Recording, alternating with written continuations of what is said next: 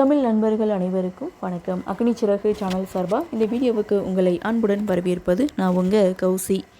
நினச்ச மாதிரியே ரேணுகா அதிதியோட கல்யாணத்தை பற்றி வீட்டில் பேசிட்டாங்க. எல்லாருக்குமே செம ஷாக். காரணம் வயசு வித்தியாசம்தான்.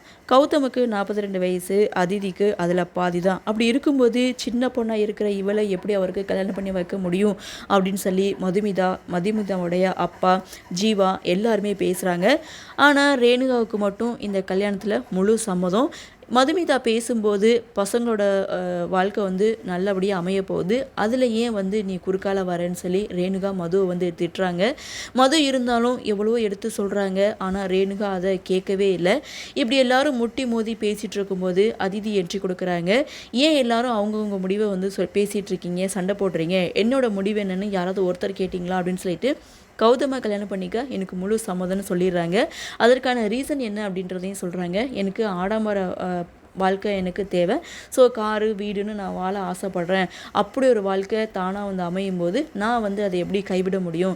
வயசாக காரணம் காட்டி நான் அதை விட மாட்டேன். எனக்கு கல்யாணத்தில் முழு சம்மதம்னு இங்கே அதிதி சொல்கிறாங்க. அதிதியோட ஆன்சரை கேட்டு எல்லாருமே செம்ம ஷாக் ஆகினாலும் மறுப்பு தெரிவிக்கலை. ஸோ எல்லாருமே சைலண்ட் ஆகுறாங்க. அப்போ அதிதி தன்னுடைய அக்கா மதுக்கிட்ட சொல்கிறது, இந்த கல்யாணத்தில் உனக்கு இஷ்டம் இல்லைன்னு நீ சொன்னால் நான் அப்படியே கல்யாணத்தை நிறுத்திடுறேன். எனக்கும் இந்த கல்யாணம் வேணாம். என்னுடைய கனவு லட்சியத்திற்காக நீ எவ்வளவோ எனக்கு ஹெல்ப் பண்ணியிருக்க, அம்மாவை விட நீ தான் எனக்கு நிறைய ஹெல்ப் பண்ணியிருக்க.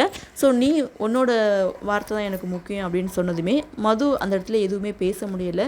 ஸோ மது அந்த இடத்துல ஒரு முடிவெடுக்கிறாங்க. என்ன அப்படின்னா, அதிதி ஆசைப்பட்ட மாதிரி கௌதமியை கல்யாணம் பண்ணி வச்சிடலாம் அப்படின்ற மாதிரி ஒரு முடிவெடுக்கிறாங்க.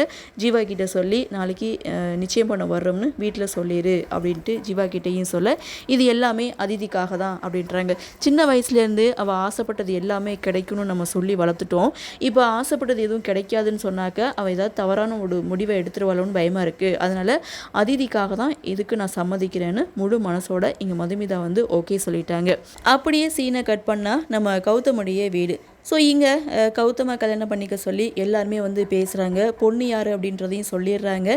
மதுமிதா தான் உனக்கு ஏற்ற பொண்ணு, நீ மதுமிதாவை கல்யாணம் பண்ணிக்கோ அப்படின்னு சொல்லி மாயா, அஞ்சலி, அவங்க மாமா, சித்தி எல்லாருமே கௌதம் கிட்டே பேசுகிறாங்க. இது என்னது புது ட்விஸ்ட்டாக இருக்குன்னு சொல்லி கௌதமுடைய நண்பன் யோசிக்கிறாரு. அப்போது கௌதம் சொல்கிறது, 10 நிமிஷம் 2 பேரும் சேர்ந்து பேசினாலே 2 பேருக்கு இடையில் சண்டை வந்துடும். அப்படி இருக்கும்போது நான் எப்படி அவளை கல்யாணம் பண்ணிக்க முடியும்? வாய்ப்பே கிடையாதுன்னு அவருடைய முடிவில் ரொம்ப ஸ்ட்ராங்காக இருக்காங்க. அப்போது மாயா ஒரு முடிவெடுக்கிறாங்க. நீ கல்யாணம் பண்ணிக்கல அப்படின்னா நானும் கல்யாணம் பண்ணிக்க மாட்டேன், எனக்கு ஜீவா வேண்டாம் அப்படின்னு சொல்லிட்டு பயங்கர கோவத்தோட மாயா அங்கேருந்து போகிறாங்க.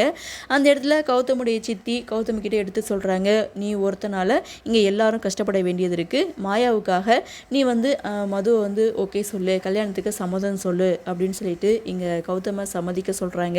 அதே தான் கௌதமுடைய ஃப்ரெண்டும் கௌதம் கிட்ட சொல்கிறாங்க, மதுமிதா நல்ல ஒரு பொண்ணு, குடும்பத்துக்காக அப்படி யோசிக்கிறவ கண்டிப்பாக இந்த குடும்பத்துக்கு ஏற்ற பொண்ணாக இருப்பா அப்படின்ட்டு ஏதோ ஒரு இதில் தவறாக போச்சு, அதை சரி செய்ய ஒரு நல்ல ஒரு சந்தர்ப்பம் கிடைச்சிருக்கு, நீ கல்யாணத்துக்கு ஓகே சொல்லு அப்படின்ட்டு கௌதமுடைய ஃப்ரெண்டும் ஓகே சொல்கிறாங்க.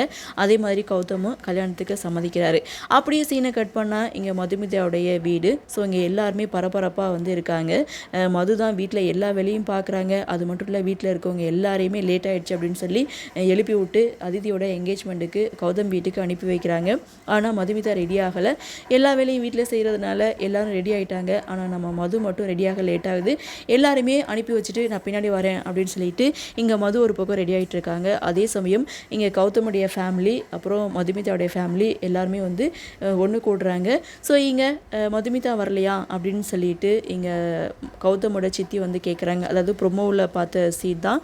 ஸோ இங்கே கௌதமுடைய சித்தி உங்கள் பொண்ணு வரலையான்னு சொல்லி கேட்கும்போது அதிதியை கை காமிக்கிறாங்க. இல்லை உங்கள் பொண்ணு மதுமிதா வரலையான்னு கேட்டேன் அப்படின்னு சொல்ல, அவள் ரெடியாக கொஞ்சம் லேட் ஆகிடுச்சு, இப்போ வந்துடுவா அப்படின்னு சொன்னதும் ஓகே, அவள் இல்லாமல் எப்படி பேசுகிறது அப்படின்ற மாதிரி கேட்குறாங்க.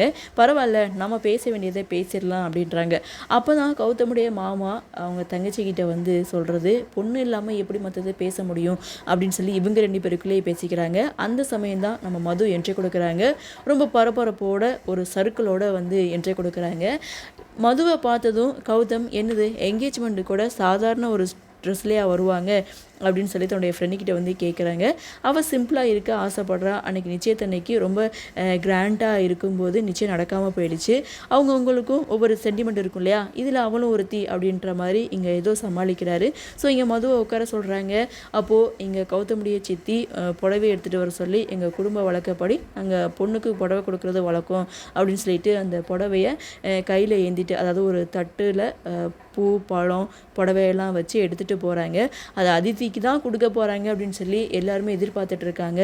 ஆனால் ஒரு செகண்ட் இடம் மாறுது. என்னென்னு பார்த்தா மதுமிதா கிட்டே போய் நிற்கிறாங்க.